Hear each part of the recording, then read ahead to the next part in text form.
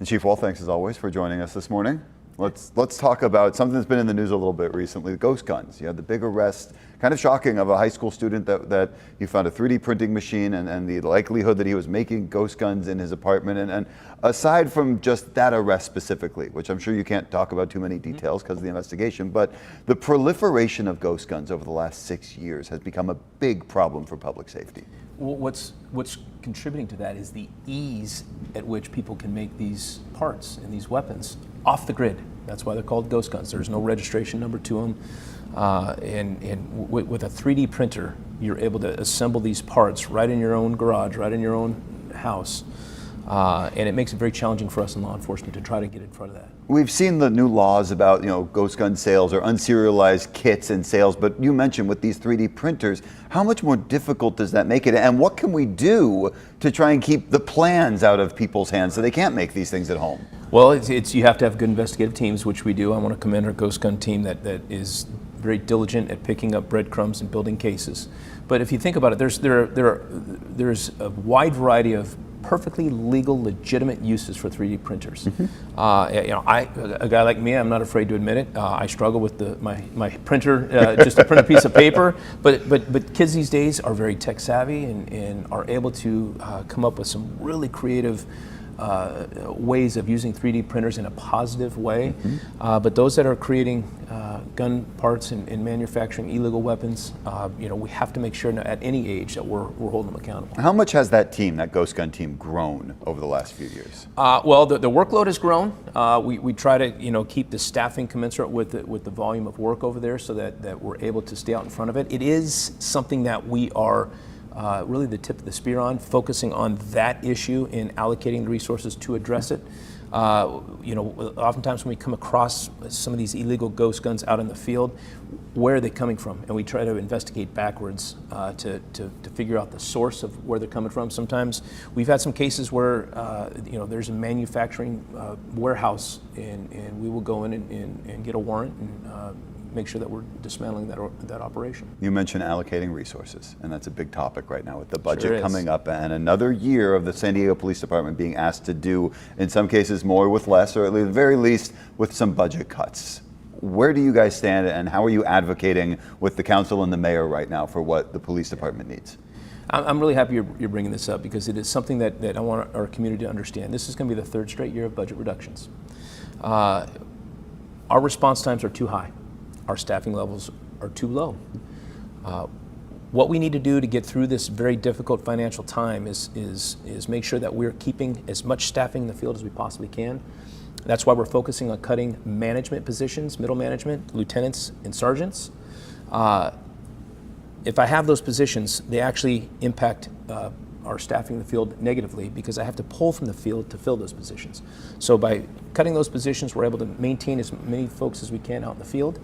What we're able to do with this budget, my team has been able to help me scalpel through what's left on the bone to protect overtime. We're not cutting any overtime this year.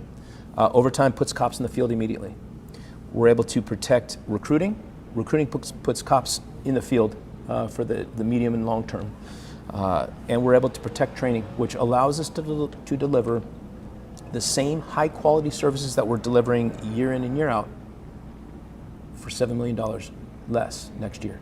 And that's an important component. We have not cut training in all of these cuts because those outcomes are so critically important to us. And not just $7 million less, but I think $25 million over the last 3 years. Correct. What does that do to morale at the department? Not just the cuts, but when you mentioned you're cutting things like lieutenant positions, those are promotions that officers could get. Sure. that may not be available to them. How do you make sure that the officers who are there still feel like they have career advancement, a sense of purpose, all of those things that are important to just employment? Very valid question. So first of all, we're not cutting these positions from the budget, so that we're still going to have the same number of budgeted positions.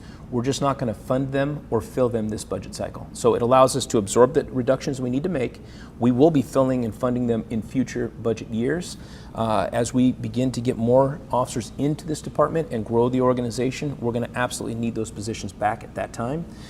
We went through a massive retirement wave this last fiscal year. We lost 90 people over what we were able to hire. So we were at net negative 90 for the last fiscal year. We're turning that corner. The retirement wave is largely behind us.